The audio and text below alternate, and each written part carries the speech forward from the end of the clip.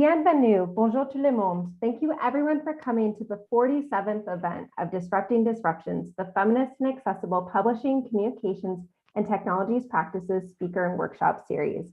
I'm Dr. Alex Ketchum, and I'm a professor of feminist and social justice studies at McGill and the organizer of this series. The Feminist and Accessible Publishing, Communications, and Technologies Practices Speaker and Workshop Series seeks to bring together scholars, creators, and people in industry working at the intersections of digital humanities, computer science, feminist studies, disability studies, communication studies, LGBTQ studies, history, and critical race theory. We are hosting 10 virtual events this fall. You can find our full schedule as well as video recordings of our past events at disruptingdisruptions.com. So that's the redirect URL, disruptingdisruptions.com. The other URL is way too long to remember. You can also find our list of sponsors, including Shirk, Milieu, Mila, and the Indigenous Futures Lab there. For this event, recording is enabled, so the event can possibly be embedded on our website. Don't worry, only the speakers will be shown in the video. We also have a Q&A option available, so throughout the talk, you may type your questions into the Q&A box below, and there will be some time at the end of the event for Dr. Elspeth Brown and Dr. Julie Podmore to answer them. We can't guarantee that every question will be answered, but we are grateful to the discussion that you generate. Thank you today to our captioner, Max. Past series speakers Suzanne Kite and Jess McLean have pointed to the physical and material impacts of the digital world. While the events this semester are virtual, everything that we do is tied to the land and the space that we are on. We must always be mindful of the lands that the servers enabling our virtual events are on. Furthermore, as the series seeks to draw attention to power relations that have been invisibilized, it is important to acknowledge Canada's long colonial history and current political practices. This series is affiliated with the Institute for Gender, Sexuality, and Feminist Studies of McGill University. We are currently located in Tiohtià:ke, Montreal, on unceded Kanien'kehá:ka territory. Furthermore, the ongoing efforts by Indigenous communities such as the Wet'suwet'en people at the Innistoin camp make clear the ever-present and ongoing colonial violence in Canada. Interwoven with this history of colonization is one of enslavement and racism. This university's namesake, James McGill, enslaved Black and Indigenous peoples. It was in part from the money he acquired through these violent acts that McGill University was founded. These histories are here with us in this space and inform the conversations we have today. I encourage you to learn about the lands that you are on. Nativeland.ca is a fantastic resource for doing so. Now for today's event. Both Dr. Elspeth Brown and Dr. Julie Podmore will speak, then we'll have a bit of a fireside chat panel discussion, and then we'll open up to a Q&A from everyone. So again, you can use that Q&A box. So I'll begin with some introductions. Dr. Julie Podmore joined Concordia University's Geography Department as a part-time faculty member in 2000 and became an affiliate assistant professor in 2010. From 2011 to 2015, she was a co-researcher with Diversité Sexuelle, Vulnérabilité et Résilience, an interdisciplinary research team focusing on sexual minority youth and LGBTQ generations at UQAM. Her sustained research focus has been on the intersections between gender and sexuality in urban space, a perspective reflected in her publications on Montreal's lesbian spaces and new research on queering Canadian suburbs. In addition to lecturing at Concordia, Julie is a tenured professor at John Abbott College and a research associate of the Chair de Recherche sur la Homophobie. Dr. Elspeth Brown is professor of history at the University of Toronto, where she teaches queer and trans history, the history of US capitalism, oral history, and the history and theory of photography. She also currently serves as the director of Digital Humanities. She's an active volunteer and vice president of the board at the ArQuives, Canada's Lesbian and Gay Archives, the world's largest LGBTQ community archive. So please, everyone, join me in welcoming our two speakers for today. I'm so excited that they're here with us. Thank you.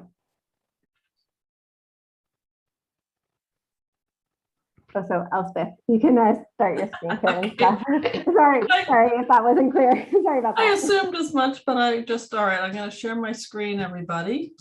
And please give a shout out if you can't see them for some reason. And I'm going to also do what I can to present. Can you all see that? Excellent. For some reason, the presentation mode is not working. That's very interesting. But anyway, you can see it, so that's good. So I'm really, really happy to be here. Thank you so much for inviting me. And I just really love an opportunity to talk about this topic. And clearly, We'll hopefully have a great conversation. I'm really thrilled to be in dialogue with Julie as well. So I'm going to talk a little bit about some of my research and also as it dovetails with some of my archival partners. I'm the faculty director for the LGBTQ Oral History Digital Collaboratory, which is a SSHRC-funded research project that started in 2014 and has a number of archival partners, including the Archives of Lesbian Oral Testimony at SFU, the Transgender Archives at University of Victoria, and the Digital Transgender Archive, which is based in Northeastern now with KJ Rawson. But most of my work, frankly, in terms of partnership with archives has been with the CLGA, now known as the ArQuives, or what sometimes we say the ArQuives, which is here in Toronto.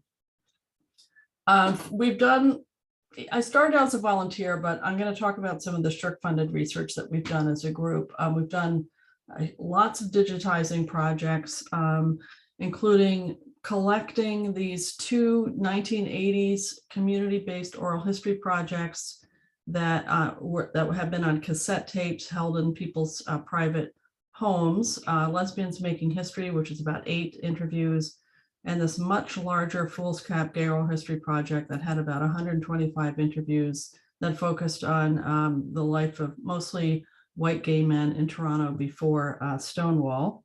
And we digitized those and put them up available through InMagic. We can talk about that later. We've done a number of digital exhibitions. These are just some of them.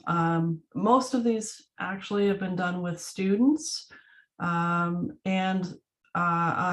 with Foolscap, Desh Pradesh Project, Gender Trash, which is from the Soleil Ross collection, and also a original oral history project that Nick Matt did on the history of trans healthcare activism in Ontario.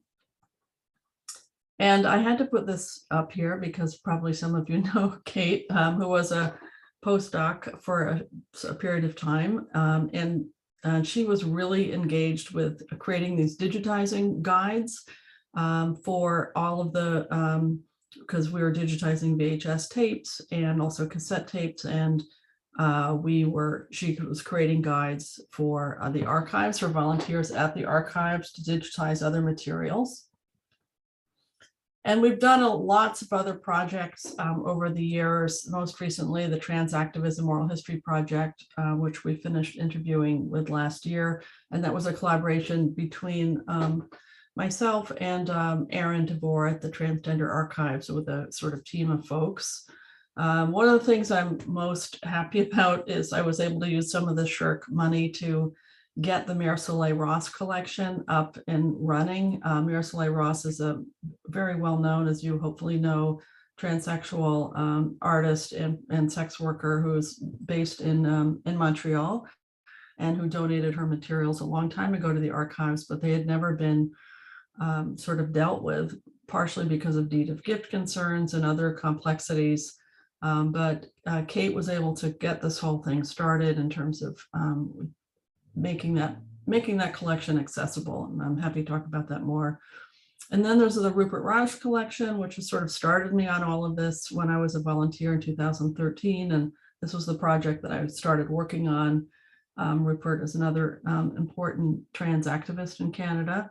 And I worked for a long time on this collection and also interviewing him and doing his Wikipedia page and becoming friends with him over the years. Another one of the big projects we did was the Trans Collections Guide, because as you may know, it's very difficult to find trans materials within a traditionally gay and lesbian archive, as you can imagine. So Nick Matt, a former postdoc, took the lead on this project, which is basically about going through all of the collections at the archives, which at that point was collected on 14 different databases that didn't talk to each other. And basically coming up with a guide for the collections. We finally launched it last year and had Susan Stryker and Morgan Page and Monica Forrester and Simon Marcus Ware kind of present on a roundtable about trans archives. And then there's my life sort of as a volunteer sort of person, as a former co-president of the board and former VP of the board. I was on the board for 7 years, and putting a lot of energy into kind of shifting the culture in the archives from a kind of lesbian and gay archive to a more queer and trans archive, and one that addressed questions of structural inequalities. I'm not, of course, the only person doing that work, but it was the main focus of the work that I've done as a volunteer.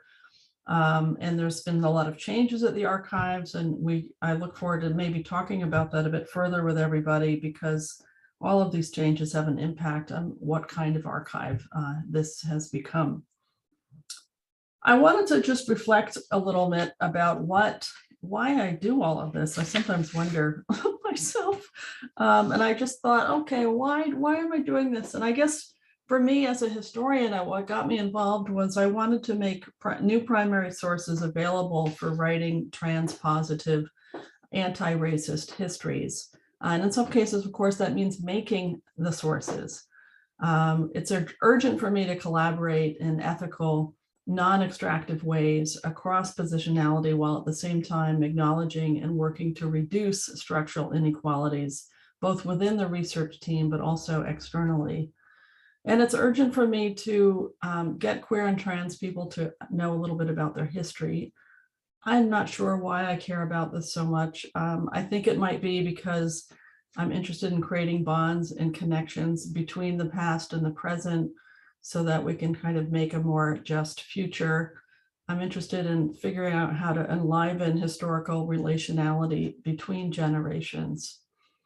And in terms of who I'm trying to speak to and with, that varies. I want to reach communities for whom this archival activism creates a usable past. At a pedagogical level, I'm interested in working with queer and trans students around teaching and presentations. Professionally, those who care about archiving and oral history and social justice, like communities like who are gathered here today. And of course, the narrators themselves and engaging with them over time. But I just want to take a few minutes to talk about the project that's sort of occupying most of my energy right now, which is an oral history project having to do with the Pussy Palace, a police raid that happened in 2000.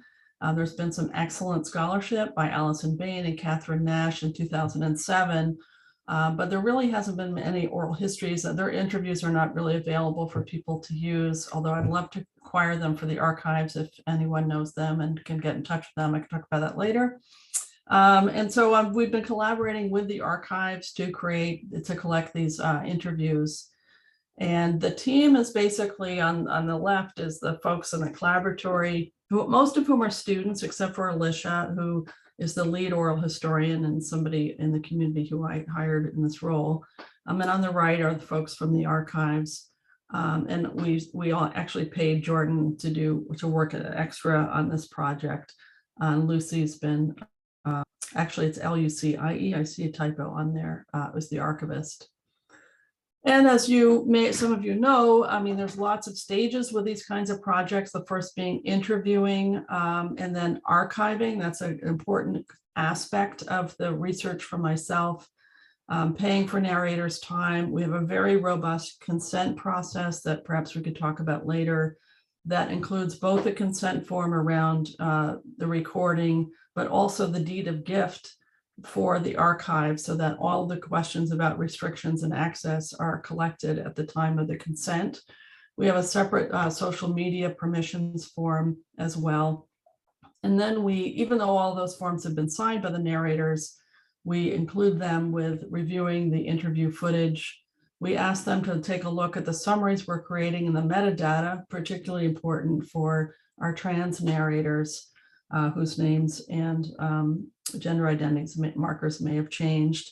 And we're also doing this media creation. I'll share an example of that. And we are working with them because, of course, much of it's circulated on social media. So it's important for them to have good relationship to what it is that's happening online. We're doing a lot of public talks, so I'm not going to talk about that. This is one of them, obviously. But also, I've been thinking a lot about collaborative writing and how to do that with everybody in the team. I'm a humanist, I'm not a social scientist. I don't really have a lot of experience with collaborative writing with multiple people in different venues. So I've been working on that and thinking about that a lot. And here are some of the different examples. Some of them are academic and some of them are public facing. So of course, access and public engagement are really critical to projects like this. In terms of the public access to the full interviews, we are basically editing them and they will be available online with full transcripts and with captions through a digital hub on the Collaboratory's website and through the archives itself. I mean, some of the stuff is up there now. And also, as I mentioned before, in collaboration with the narrators themselves in terms of the public access to these materials. And we're doing a lot of research creation because, you know, I've been doing these oral histories for a long time. And let's face it, how many people sit down and watch an oral history interview for 2 hours? Not so many. So I've really been thinking a lot about, well, what are people looking at? And of course, I'm as old as the hill. So I'm really relying on the students on the team, including Io, who made this beautiful drawing on the left. We're doing these Instagram stories that create a sort of average night at the Pussy Palace, short audiograms that, even though these are audio visual interviews on Zoom, so you can see the narrator and the full interviews. For some of them, we're just using the audio because sometimes it's actually much more visual, oddly enough. And we're creating these short video shorts, which are basically thematic around particular themes from the interviews themselves. So I'm just going to play one of the audio grams. It's only about a minute long, so bear with me just to give you a sense of what this work looks like or sounds like.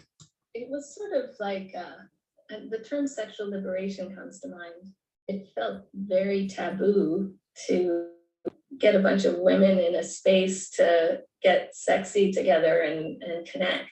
Like, it was sort of scary and thrilling and exciting all at the same time. I had, in the 90s, been involved with AIDS Action Now, with gay friends.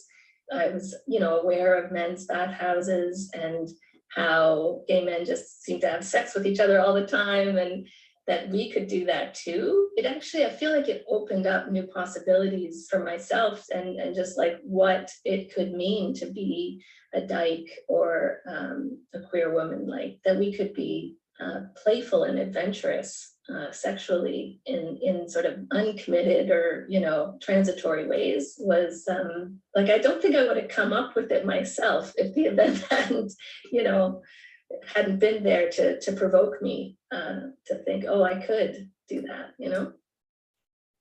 So that's just to give you a sense of one audio portrait, which started out actually as a video, but Diane wasn't very keen on what we came up with because, you know, it was under fluorescent light on Zoom and actually it looked terrible. So this is sort of what we came up with as an alternative. And we're also doing some other planning for some other public engagement, including an installation at the archives and the possibility of doing a verbatim theater piece with some students at the University of Toronto, Mississauga, but we haven't yet finalized the plans for that.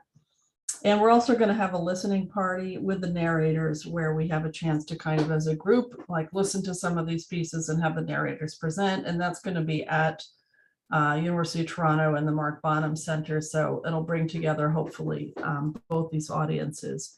So just some quick concluding thoughts that I hope, they're not really thoughts, they're just topics that I hope we can sort of carry on throughout the event tonight. Thinking about ethics and collaboration in public humanities projects. What does meaningful relationality with oral history narrators look like?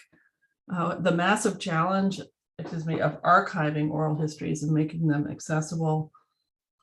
Community archives and anti-racist transpositive organizational change.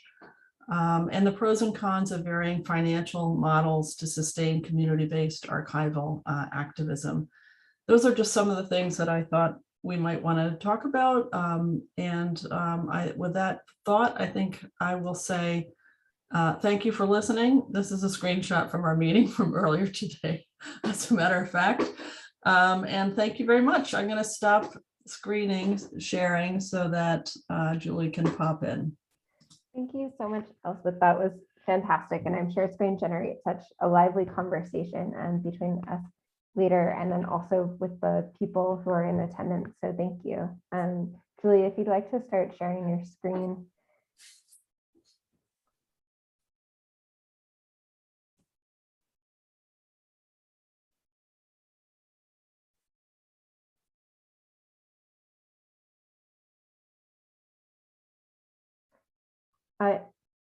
You're muted, Julie. There we go. Sorry. Okay. No worries. Okay. Thank you so much for filling us in on what's been going on in terms of your research projects, Elspeth. It was really, really interesting. And I feel a bit like a neophyte speaking after you, because I think I come to LGBTQ plus archives from a very different sort of trajectory. I'm not a historian, I'm a historical geographer, and I've been a user of archives. And I've also always been a volunteer for a very long time. But most of my theoretical and conceptual work is in urban studies. So I'm mostly thinking about questions of urban governance and invisibility in urban space and things like that. But I'm really thankful for the opportunity today to talk a little bit about archives and their futures. And in particular, what I'm going to do is to talk about Quebec LGBTQ plus archives and their specificity and some of their really important challenges that are emerging, most of which don't have a lot to do with technology, I don't think, because as you'll see, we're sort of just initiating, some of the kinds of projects that Elspeth was talking about. Okay, so I'll begin here. Sorry, just my computer is asleep and it has my notes in it. This is about 3 or 4 years ago when the Lesbian and Gay, the Archives Gay de Québec actually appeared in the Gay Pride Parade, and I think it was the first time in probably about 15 years. That visible presence took place. Anyway, so I'll use it to sort of introduce some of my ideas and my thinking. An archive is generally understood to be a repository of historical artifacts, a place to which objects, images, and documents from the past are consigned in anticipation of the collective will to remember. State archives provide an official infrastructure for national collective memories by setting aside fragmentary artifacts of knowledge collection and production and incorporating them into a single corpus through identification, selection, and classification. And from this privileged location, the state archives' selected and often accidental traces are both domesticated by its unity and instrumentalized as they shift from private fragments into public goods. LGBTQ plus archiving is something different, although it is part of this dialogue about setting aside and publicizing materials from the past. As Heather Love argues, in the face of a highly pathologizing official state record of queer life, LGBTQ plus archiving seeks to undermine the chrononormativities enacted by them by gathering and protecting their rejected artifacts and creating infrastructures for alternate erotohistoriographies. This is both a reparative project of redocumenting that same past from queer perspectives, and one of recuperation, of taking that past forward into multiple queer futures. Digitization and internet or social media platforms have recently provided the infrastructure from which multiple publics and individuals can create and circulate any queer archive. However, in the late 20th century, LGBTQ plus archiving projects developed in many cities across the urban West that specifically produced community-based archives seeking to save remnants of the lives and struggles of their communities, one of which, of course, is the Archives Gay de Québec. They raised funds, volunteered, held events, and primarily collected anything related to LGBTQ plus pasts, creating safe spaces and senses of belonging among their constituencies. But as Pittock notes, many of these archives, like the historical projects that accompanied them, gay and lesbian historical projects, had an overarching goal, the telling of linear homonationalist stories, about paths to liberation, which ultimately shaped their communities' collecting practices, as well as reinforcing their own internal boundaries and immobilities. And so it's those internal boundaries and immobilities that I hope that we're going to be able to pick up on a bit in the later discussion and in my discussion of lesbian and gay, the Lesbian and Gay Archives in Montreal. Okay, so Montreal contains two such sort of community-based archival projects, both of which have been immersed, both of which I have been immersed in, and you can see, oh, if I'm not covering it here in the Zoom, you can see me standing there. I was the first cis woman to be appointed to the board of the Gay Archives, and that took place when 2011 or so. And now it's a little bit more diverse, but that was sort of gave me a very important lens on organizing LGBTQ archival activism in Quebec. Also, of course, I did a lot of my own research there, and I just have one article here that I wrote for the newsletter of the Gay Archives, which really involved me sort of, going through the archives and trying to collect all the material that was possible to find there on lesbian bars. But I also came into contact with the Quebec Lesbian Archives, which I'm going to be talking about later through this. Okay, so basically, I have been involved as a volunteer, as I said before, and a researcher in these locations, and eventually as a board member. And I left the Quebec Gay Archives in 2017 and turned my attention much more to the Lesbian Archives. Right. So the Lesbian Archives and the Gay Archives, I think what's really fascinating about them in this Quebec context is that they were formed right around the same time. They were formed around also the same time, I think, well, maybe a little bit later than the archives in Toronto or the Canadian Archives in Toronto. Both of them really date back to 1983. In large part, they were formed because well, the ADGQ in Quebec, which was the Association des droits gays du Québec, was disbanded. And so there was all this material that nobody wanted to lose. And so they formed the archives. And of course, that was a very important moment in the AIDS crisis. And in response, everyone wanted to hold on to their histories, or gay men wanted to hold on to their histories. And the Quebec Gay Archives, in this sense, has maybe a little bit of a different impetus for its founding than the Lesbian Archives. And it is also much more varied than the Lesbian Archive. So despite its title, it's become more of an LGBTQ plus archive. And I think that one of the things that's really fascinating about it too is that it is very uniquely an archive that is funded almost entirely by donations and memberships and endowments, with very little public funding. The Lesbian Archives that I'm going to talk more about for most of the rest of my talk developed in 1983, and it went through a very different kind of evolutionary process.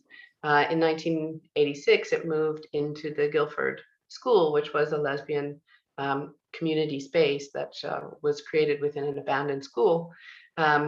And then for a number of years after that school closed in the mid-90s, it was in private spaces, and then eventually it moved in 2001 to the Lesbian and Gay Community Center in Montreal, and it's housed in a very small office space, even still today. It doesn't have a membership plan. It has very limited grants. And they each have different mandates. The Quebec Gay Archives' current mandate is the history of gay and lesbian communities of Quebec, whereas the Lesbian Archive is more specifically focused entirely on the lesbian community. And yeah, I'll talk a lot about that in a moment. Okay, so sorry, just a moment. Okay. So both of these community archives have faced many challenges, but to speak to the theme of today's discussion, I will detail here my recent involvement in Les Archives Lesbiennes, specifically, I asked what it takes to relaunch such an archive that has been not really very accessible to the public for the last maybe for a period of about 10 years. One that is primarily print-based and paper-based. It's print media data archive for the most part. It includes photographs and videos and so on and so forth. One that has been very precarious. And then one that has a very uncertain constituency in these post-lesbian times. So what does it mean to relaunch it?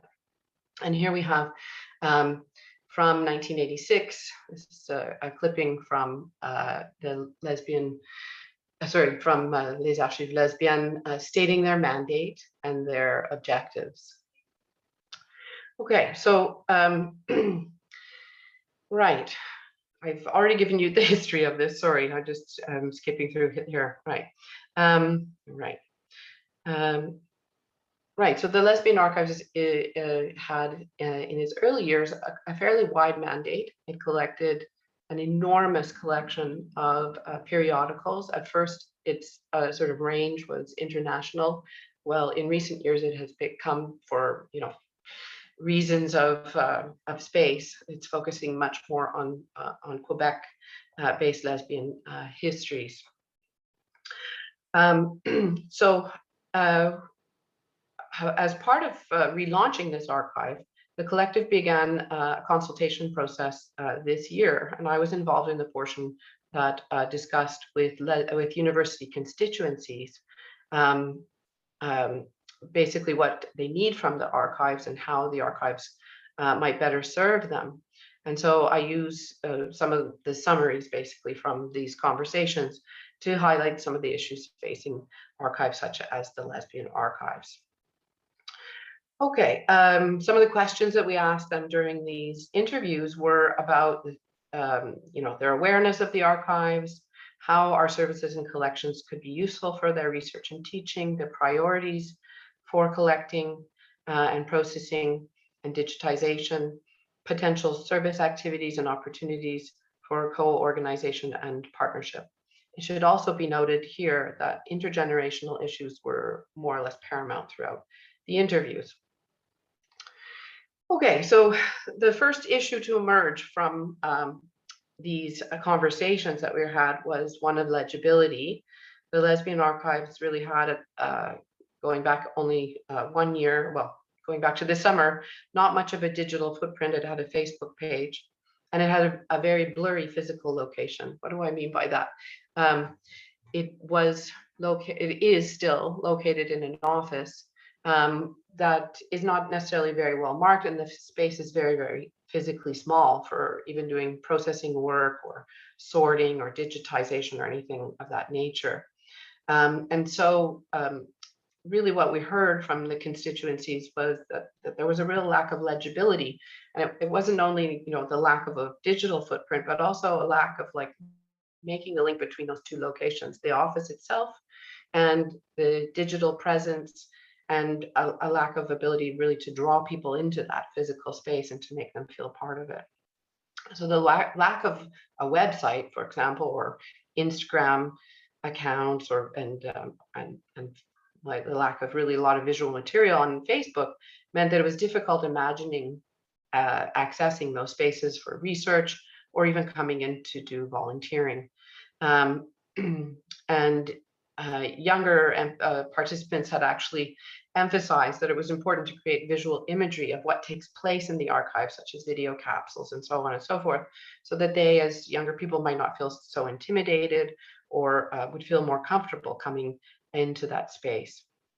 And as many of the professors who participated in that basically stated, queer students basically have a passion for their history, but they feel often like it's difficult to find it. And this Lesbian Archive was specifically representative, I suppose, of that. This is the website then that Alexandra Ketchum, our host, created. It is just in its very beginning stages, but this has been incredibly beneficial and useful for the Les Archives Lesbiennes de Québec to increase their public presence, and it's still underway.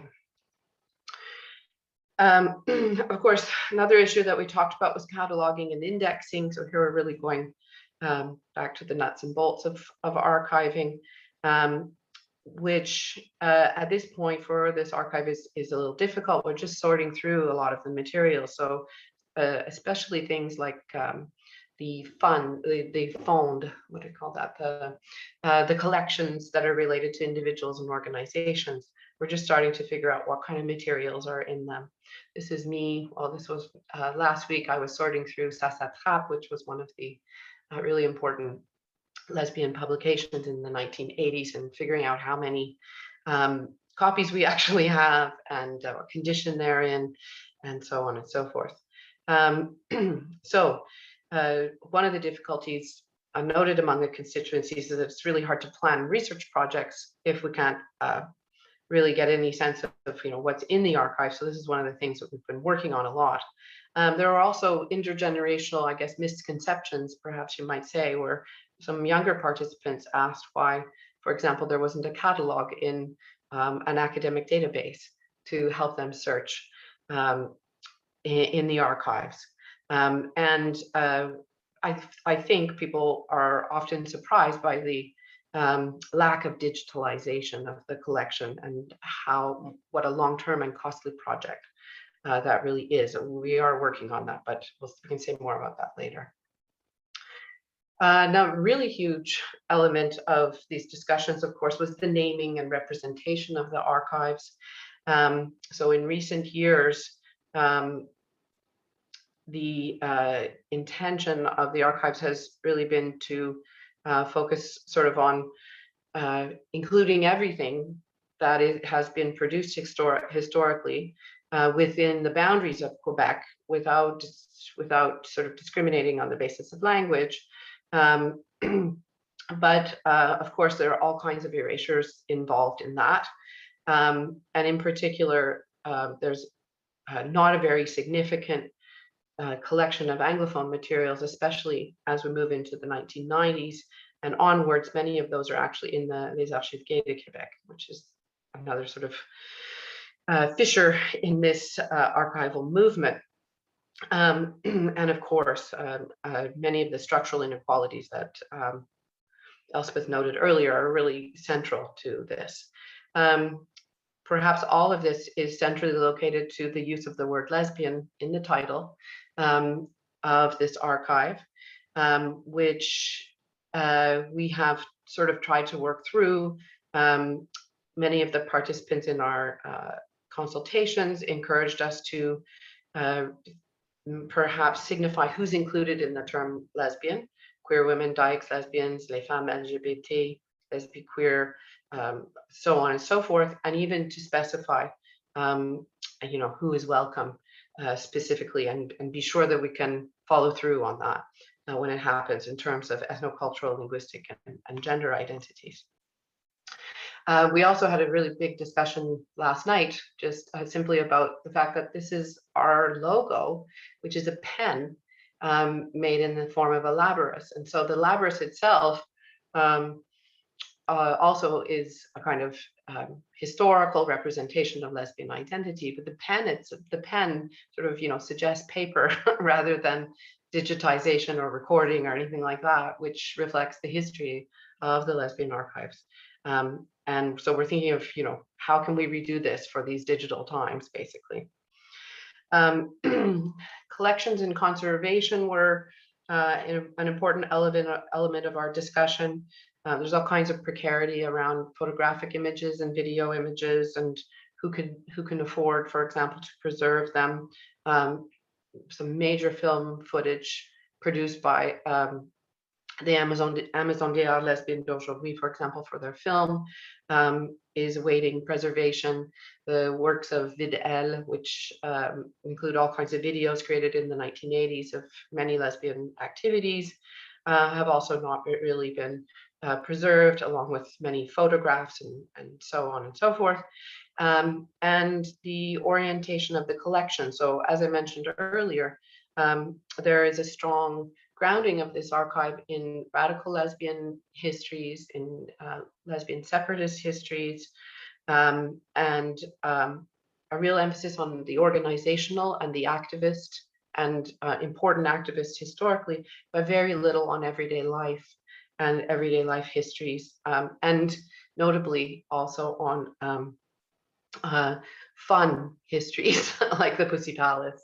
Like these events on the left, we're seeing those are more relatively recent images of drag king shows at the Meow Mix, which was historically through the 90s and into the 2000s a really important monthly event. And on the right hand side, more just of a social activity, an activity of Let's Spread the Word, which is another organization here in Montreal.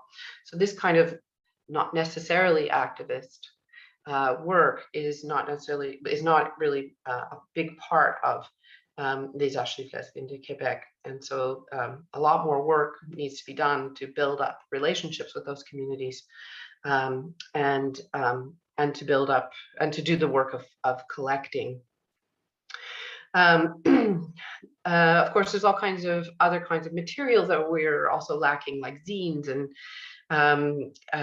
the transcriptions and recordings of radio programs and artistic works and digital lives that were once lived on Yahoo and MySpace and so on and so forth, that we are considering collecting through things like the Wayback Machine.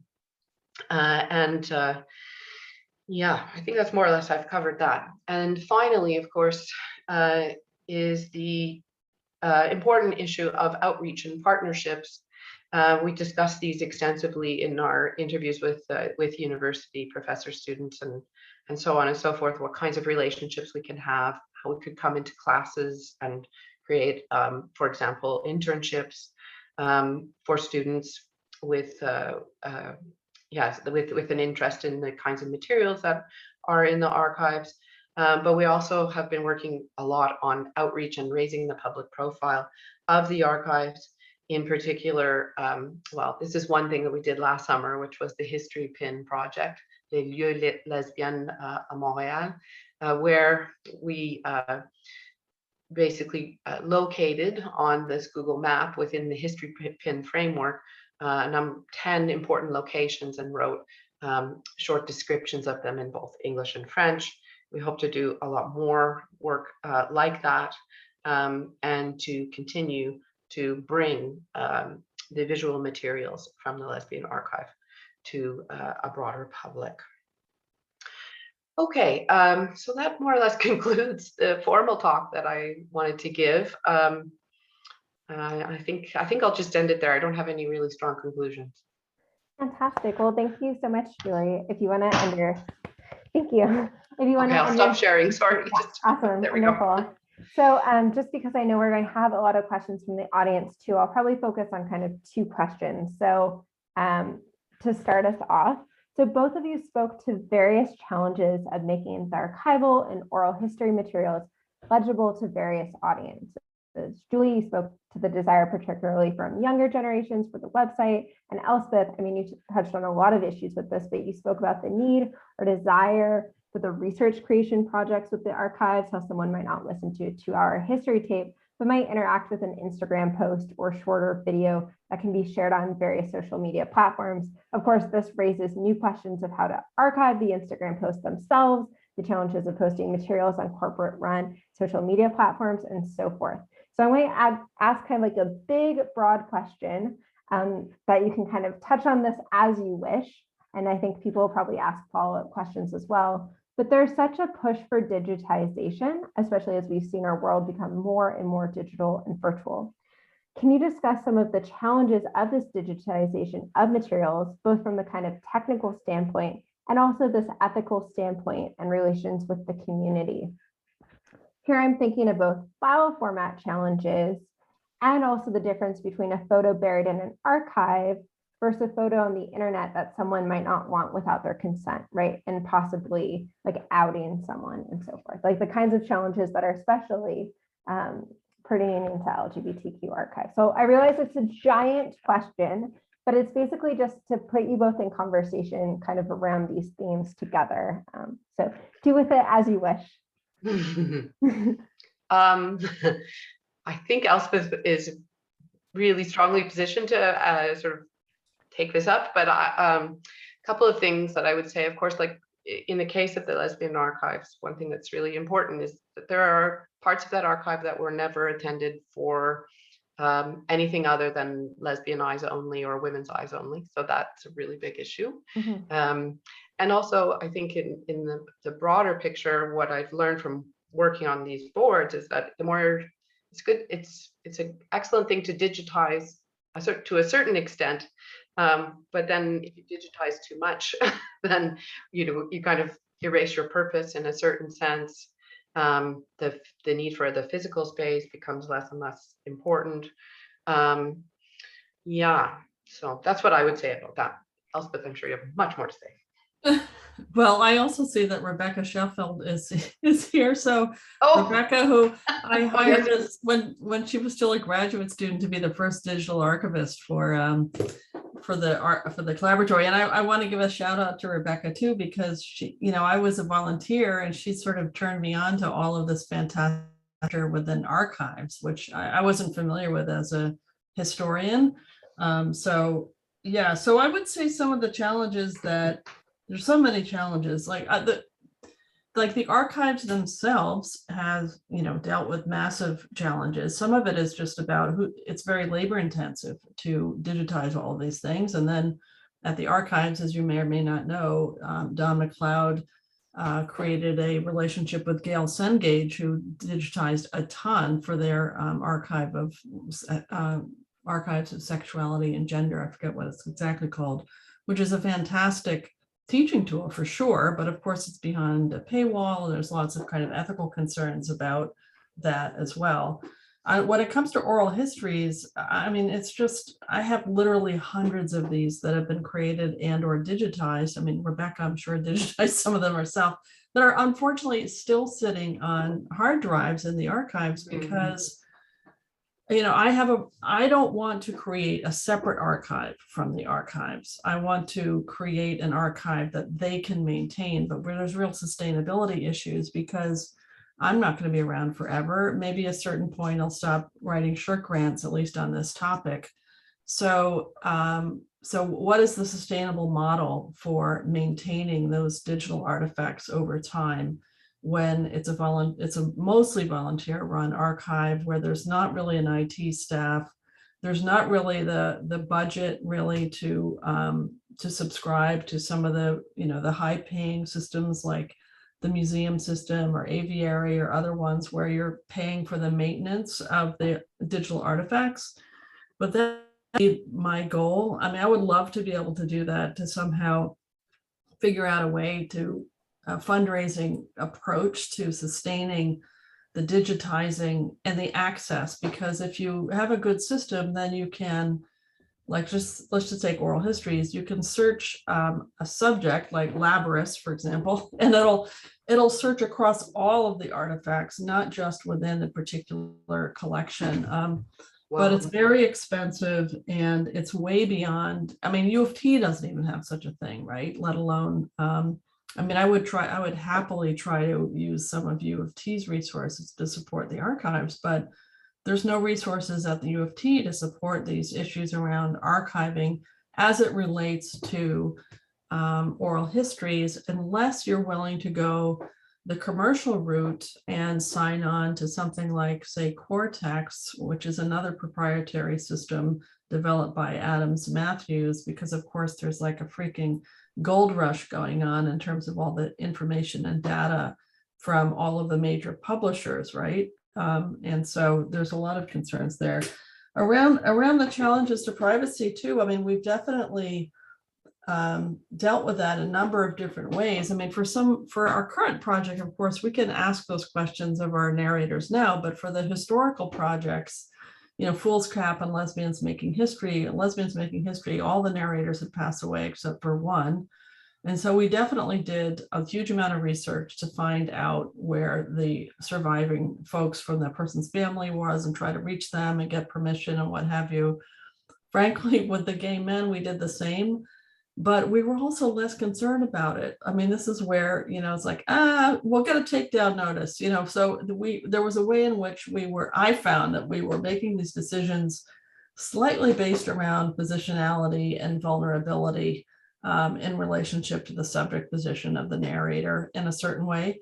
But these were also historical projects from the 1980s, that's like 40 years ago at this time. And I haven't, I'm a little bit more more willing to take some risks, I've noticed, around these issues than some of my colleagues. I'm willing to put things up and take them down if asked to. People take, no, we can't put anything up at all, period. So it is quite interesting how there's a real range of ethical stands, if you will, around these issues. So it's a great question.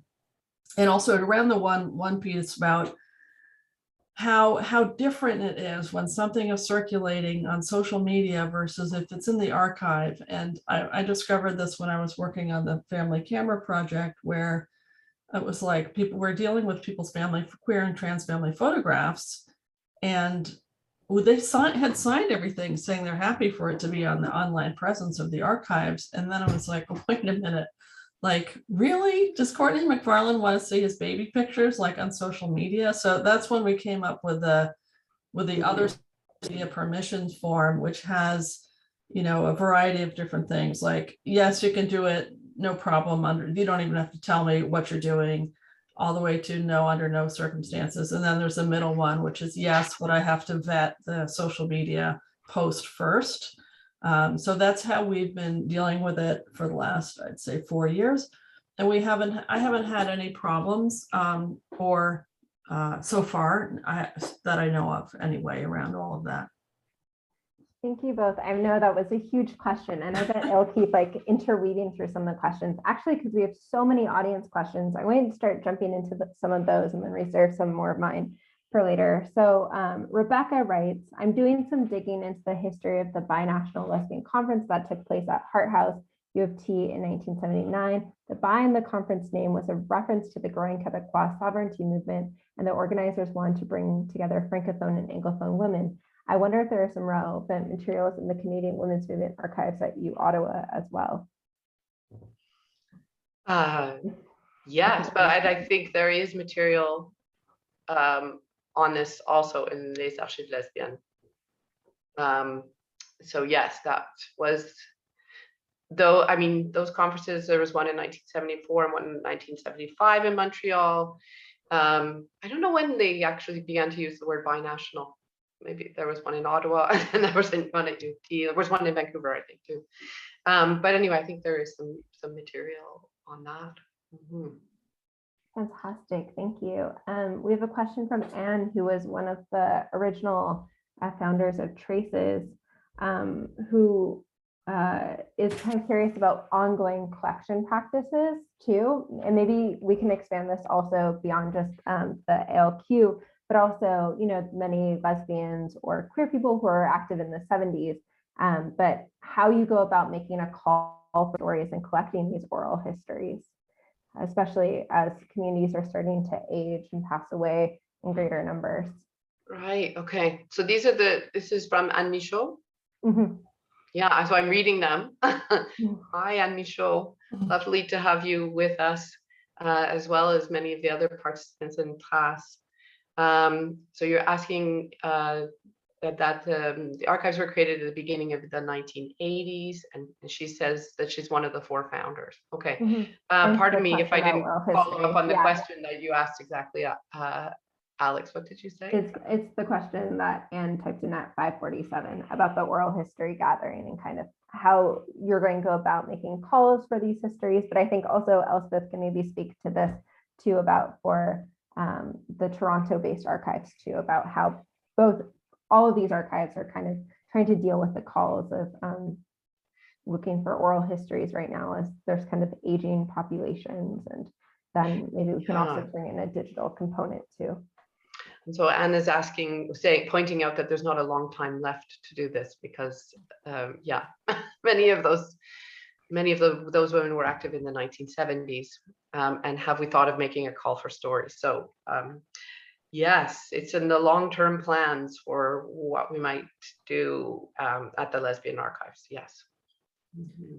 And I would have to say for myself, when I first started out, like in, whenever in 2014, 15, I was doing a lot of the oral histories myself. But really I want to move towards a model where people are doing their own oral histories, and my role is to help support them and with equipment or consent forms, or sometimes RAs from U of T who I can second to the projects. And I've done that with recently with Ed Jackson, who's doing a kind of project called Queer View, because he's been interviewed so many times, as you can imagine, and he's sort of sick of it. And he knows there were so many other people who were involved with activism that he wants to interview them. So I've been helping him to interview other people. And he's retired, and so it waxes and wanes and what have you. And the model that I really like the most is the one for the New York City Trans Oral History Project, which was also a community-based project where, they basically have a kit and a little guide, a handbook, and they're like, go out and collect the stories. And it's really about kind of letting go of what stories come back, like, how people are, they'll just talk about anything. And so maybe it's not the theme that you had expected or whatever. So a kind of real willingness from the academic side, because the people who had started this were 2 graduate students, to just not worry about the form that it comes back in, right? Because the actual praxis of doing the interviewing is itself a community building kind of project in a way. And so that I haven't gotten to that model yet myself personally. I mean, the Pussy Palace project that we're doing now is certainly more engaged with community, but it's not as if it's being driven by the folks who were at the Pussy Palace, right? And it's a lot to start a project. It would be a lot to take this on. And so who has the capacity to do that, right? Not a lot of people do. So it's a balance between providing resources and support to enable a community-based project to proceed, and also not sort of over determining it, with your own kind of academic sensibilities about it. It's a lot of work, though. It is a lot of work, just saying. You guys know this. I think this brings us to a question from Greg, whose question's in 2 parts, and I might end up condensing it a bit. But Greg writes, the reason we set up our archives in the past, as you say, is because the public system wasn't interested and or did it wrong. Are you finding that public libraries, say the Toronto Public Library or the university libraries or BINQ, like FUNC Quebec, are taking more of an interest now? And if so, would you want to work with them, especially if they offer financial support? How would that look? And Greg mentions that this is coming from personal experience, collecting memorability and ephemera since the 70s. And like, I'll leave it there because there's more background, but yeah. This is a great question. I know some of you might know that at the archives, Canadian Lesbian Gay Archives have dealt with this over the years in different ways. There are points when they've been basically almost folded because of lack of funding. And then, Ryerson and U of T eventually paying attention and wanting the materials and some possible discussions about merging, sort of like the one archives did with USC, for example. But because, Greg points out a lot of, this didn't used to be the case, right? I mean, and so now universities are increasingly interested in this material because, after all, everybody's, inclusive and diverse now. And what a great way to showcase that. It's a kind of pink washing that these institutions are able to do. At the same time, they have resources that these community archives don't have, right? And so it's a real, and people are donating their personal papers, which they've spent their whole life collecting. I mean, that's a big thing. Like, who's going to take care of these things, and who's going to be able to provide access to, the artists and the scholars and the community people who might want to access the material. So it is a real challenge. I would say the archives were very, very fortunate in that we received a bequest. I think it was 2/36 or 2/32 of a bequest of the James Stewart bequest, who was a textbook, a calculus textbook, very wealthy, who passed away and gave portions of his estate to many, many gay and lesbian and queer organizations in Toronto. And the archives was very fortunate to be one of the recipients. So the wolves aren't at the door as much as it used to be historically for the archives. And I've noticed that the question about should the archives, join hands with Ryerson or U of T, that question is never on the table anymore because there's no real financial reason for that question to happen. And so therefore the archives is going more in the direction of, let's just call it the nonprofit industrial complex, with the paid professional staff and the volunteers not there, whatever, right? So that it's really in the shift. I know Rebecca can talk a lot about this because this is a part of her recent book, and it's gotten more pronounced even since then. In the Quebec context, I would say something similar is surrounding the gay archives.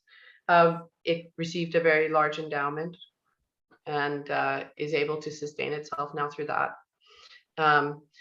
But in relaunching the lesbian archives, of course, this has been a question. Can we actually guarantee people that we can preserve their materials?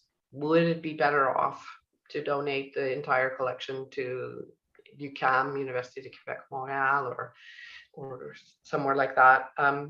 But the desire is to not do that. I guess we'll see what happens in the future. But yeah. Thank you both. And I mean, are there also sometimes plans made? I mean, maybe less so with the Toronto archives with the larger bequest, but kind of a plan for if the archives fold for whatever reason, is there some kind of writing in from the donors about what will happen to their materials if the archive closes? Is that part of the plan as well, or no? Or not that I know of in the case of these two archives. No, the deeds of gift are written as if that would never ever happen. okay. Fingers crossed, fingers crossed. Okay. Hey, Yoon, would you like to read the question from Kate? Yes, so Kate has asked, Dr. Podmore spoke about the Quebec Lesbian Archives being a small space, and I remember when I volunteered at the archives about 4 years ago, there were a lot of stairs. Are accessibility concerns something that are being thought about in these spaces? Yeah, that's a very good question. Yes, both archives are, actually quite inaccessible in that way. In terms of the lesbian archives, the community center, I think it can arrange to be accessible. It's possible to be accessible, but it's not obviously accessible. There's an alternate route. But in a way, it is an archive that's in flux in terms of its locations. We're about to try to find a new location.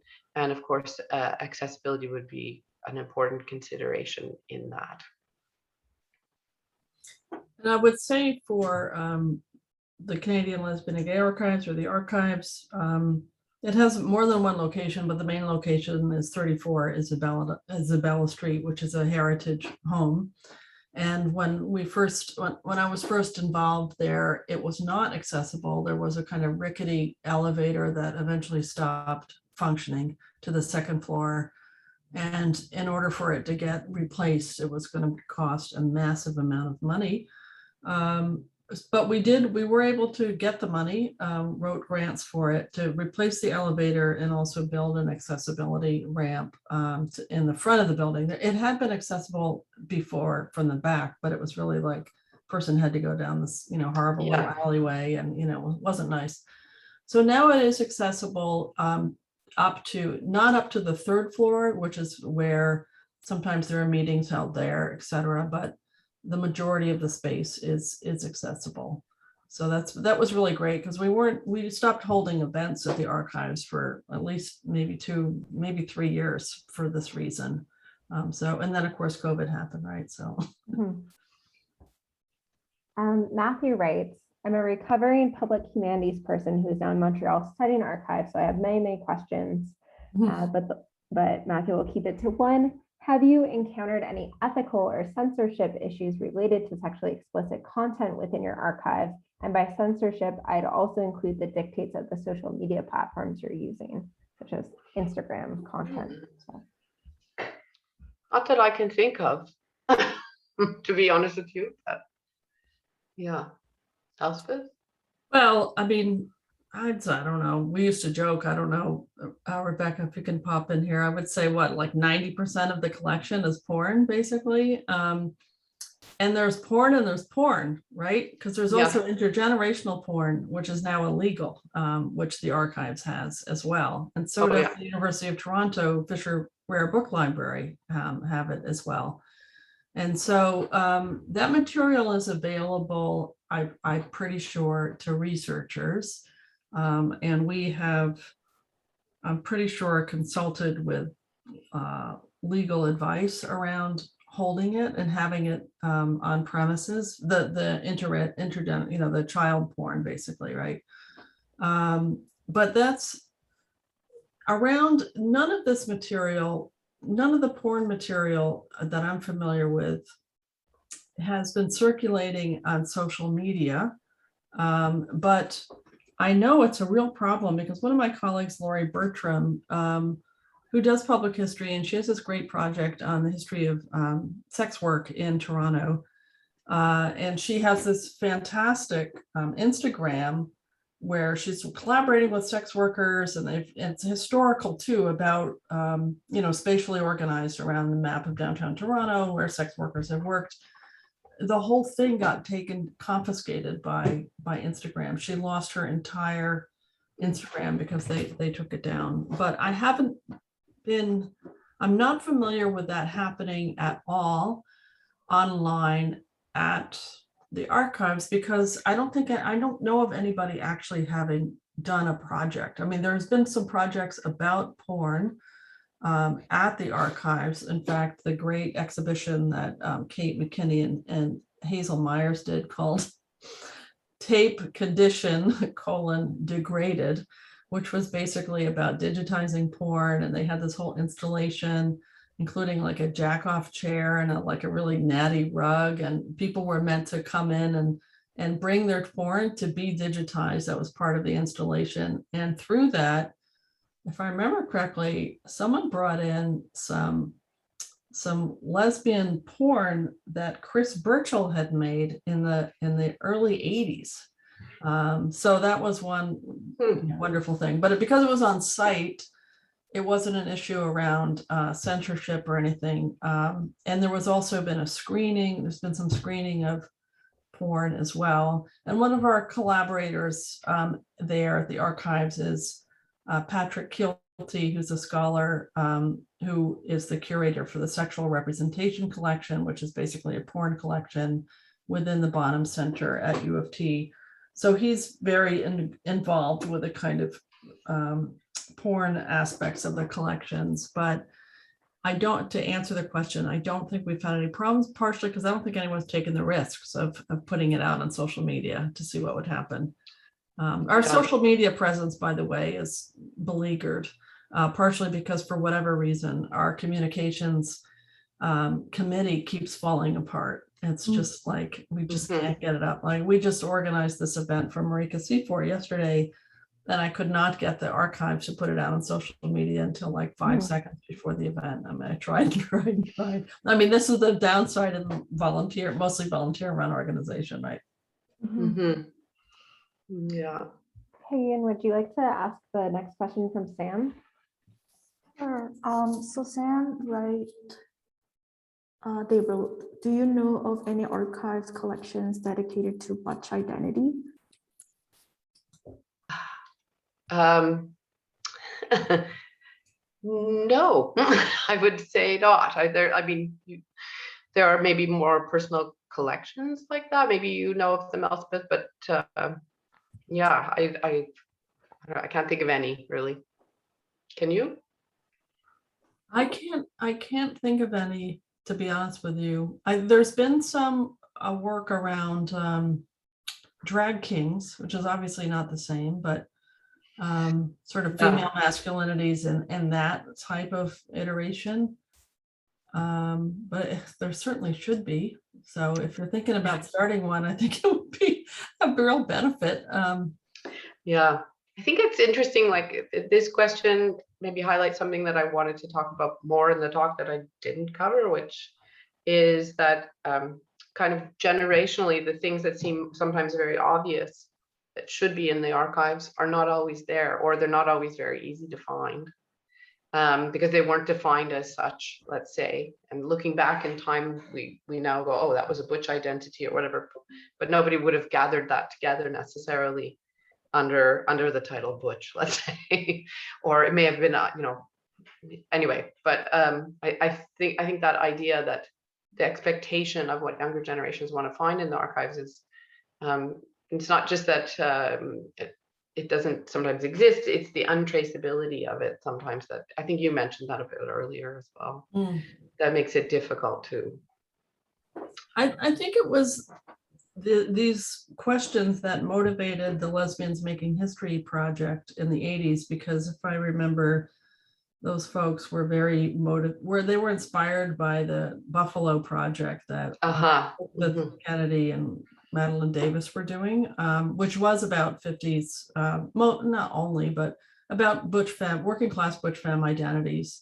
And they were doing that work in the 80s. And I know that some of the folks who were doing Lesbians Making History, like Maureen Fitzgerald and Amy Gottlieb, they were inspired by the work that was happening.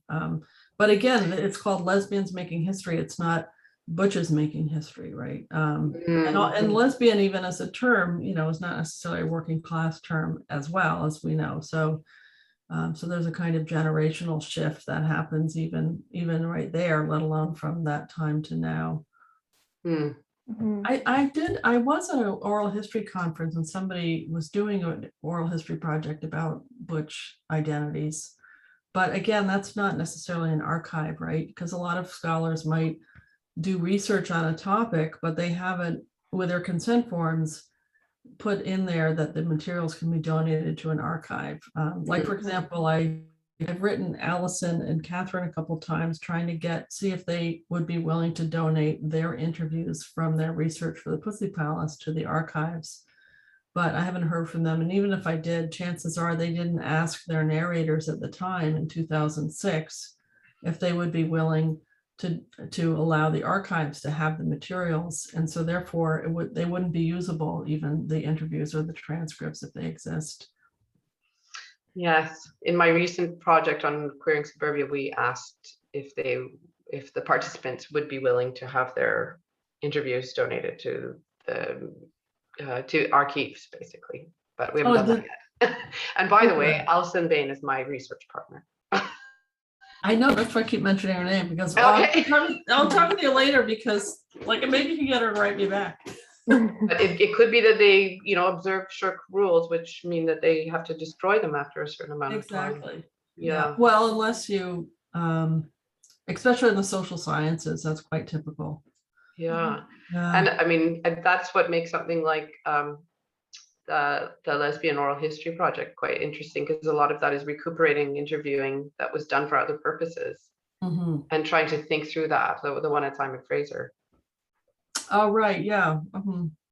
The archives of lesbian oral testimony, a lot. Yes. Yeah. Actually, that would be a place to look for butch identities, to see whether or not there's some materials that Elle has collected there about butch identities. So that's called the Archives of Lesbian Oral Testimony, or a lot, and it's at Simon Fraser University, and it's a digital archive. I don't think there's analog materials, but there may be somewhere. And also the Oral History Project out of Oregon right now as well. I think might be a good place to look. Out of Oregon?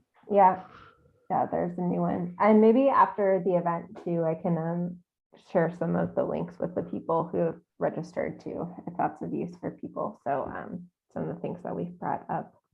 On my website, I have all the oral history projects about LGBTQ people that I've been able to find, historical ones and current ones. Well, that's why my ears perked up when you said Oregon. Yeah. I don't know if I know about that one. Yeah, I'll connect you to it too Okay. after. Yeah, I think one thing that might be useful, because there's a mixed audience here, right? There's some people who are professional archivists, there's historians, students, so forth, lots of different folks here. And right, I'm a historian, not an archivist. Also, you're also a historian, Julie, you're a historical geographer. And I think you've touched on this a little bit, but maybe you can speak to how, for people who are interested in getting more involved in this, kind of like tips of how to start doing this work.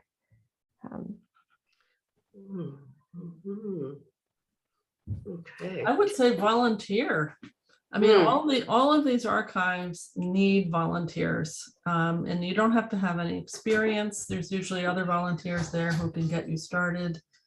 And it's really great. It's a nice way to do something different with your day. I mean, if you don't want to do the archiving part and you want to sort of collect oral histories, lots of folks could get you started. I mean, you're more than welcome to reach out to me. I'm happy to kind of get you started, have a conversation about what you might want to do and how you might want to go about it. And you know, to kind of ask some questions around, like, you know, helping to think through the long-term issues that may be involved. But that's, I think that I'm all about the hands-on, you know, just go do it, you know, just get involved physically with your hands and try to start doing something. I agree. I find that the special quality of an archive is when you're there and you may be doing something like I was doing, just sorting out a newspaper or something like that. But then a conversation will come up and you'll learn so much. And I think over the past 10 years, I've learned the most about Montreal's LGBTQ history from just being around archivists more than anything else, and having beers with them and having conversations. So it is about joining a community and a network of people, I think, you know, and having people that you can phone up if you want to know about some historical figure or something like that. It's very informal, I think, and it's very important to access those networks. I worked pretty hard to access them. You know, that's another big part of it, is the work that it takes. And the other thing I wanted to say is, you know, we're at an interesting moment historically, because these archives were founded, the archives in Toronto was founded in 1973, these ones in 1983. And so the people who founded them, as we saw tonight, because one of the founders is here, of the Montreal Archives, they're still around, which is kind of amazing, right? So you can ask them, and their network is around. I've really come to understand that in Toronto, because some of the founders of the archives are there, and people who founded the body politic, and very involved in the activism in the 70s and the 80s. I mean, they're volunteers at the archives who have volunteered for over 40 years. I mean, they come in every Tuesday night, and there's the Tuesday crew and there's the Wednesday crew. And I mean, unfortunately, I'm really concerned about, that's all been disrupted now because of COVID. And I don't know what post-COVID volunteer archive life will look like, but it's for these reasons that, you know, with the next oral history project we're supposed to do is doing an oral history project of the archives, because the anniversary, the 50th anniversary is coming up in 2023. And when I say an oral history project of the archives, I also really want to interview people who never came in or were turned away, or were like, because like you, Julie, you were saying you're the first woman on the board. I mean, I was recruited to be on the board simply because I was a female person. Female person who I'm like, okay, fine, whatever. It was almost all gay white men. It's not like that so much anymore, and that wasn't too long ago, right? Yeah, it's very surprising, honestly. So there is a way in which, you know, the involvement with the archive clearly signals it's for some people and not others. And so we want to make sure that we're interviewing people who kind of experience those moments of refusal around the archive itself, and also people who've worked there over the years, and because it's a really complex history also around organizational change, which that's true for many small organizations, not just, of course, archives. Mhm. Yeah, I think okay. there's certain immobilities that they're starting to be unraveled by generational change, basically. Yeah. Which makes archives really exciting in a way, but yeah. Mhm. And I was wondering, Elspeth, if Kate McKinney's guides that they created are available on any of the archives like websites, those guides for collecting oral histories and the guides for digitizing. Are they? Yes, they're on my the collaboratory website. Okay. I can put it in. I don't think there also guides around doing Omeka exhibitions, and but I'm not sure they're on the archives website. The Trans Collections Guide is available as a PDF on both websites, so that's definitely possible. But I'm also very happy to, if there are folks in the call who are interested in learning more about the archives and accessing the archives, I'm more than happy to kind of orient folks to that as need be. Fantastic. And I also want to give a shout out to, if you're Montreal based, there's the Concordia Oral History and Digital Storytelling project based at Concordia that provides a lot of like workshops and tools too for doing this research as well. It's not specifically centered on like LGBTQ, but just for people who want to check out supplies. Like I think you can rent supplies that you don't have to pay for, check out supplies, and also go to workshops of like how to collect oral histories as well. And I have to say that that's all the work of Stephen High, and Yeah. his work is unbelievable. It's like the gold standard for doing community engaged oral history work. It's really amazing. I mean, he no longer is head of the grant that funded all of that, but the resources are still there, as you say. Mhm. So, I mean, I will, maybe what we can do is wrap up if there's any, because we're about to lose our captioner too, and to be mindful of both of you are trying. Okay. But if you want to, is there a closing remark you want to leave people with? Not to put you on the spot, but. No, I haven't thought it. Well, I encourage everybody to go and volunteer in archives. We need everybody's energy to keep them going. We need people who can come up with ideas for funding, for spaces, for collections, for innovative ways to share materials in them. So that's all I would say. And also for like creative engagement with the archives, artists making work in dialogue with some materials from the collections, or I think it's one of the key ways in which younger people, people in their 20s who don't even know what an archive is, comes to learn about what an archive is, and also what their own past might be, right? Yeah. Thank you. It's been really lovely. I've really had a blast. I love talking about the super nerdy stuff, and I don't really get a chance that often. So thank you, Alex and Julie and everybody who came. Thank you both as well. I really enjoyed myself. Thank you. Thank you everyone so much. Thank you, Julie. Thank you, Elspeth. Thank you, Hayoon. And thank you, Max, for the captions. And thank you everyone for attending. We have 3 more events for the rest of this season, but you can also see video recordings of past events. So this was our 47th event. About like at least half of them are on the website. So if you want to check those out. So thank you so much.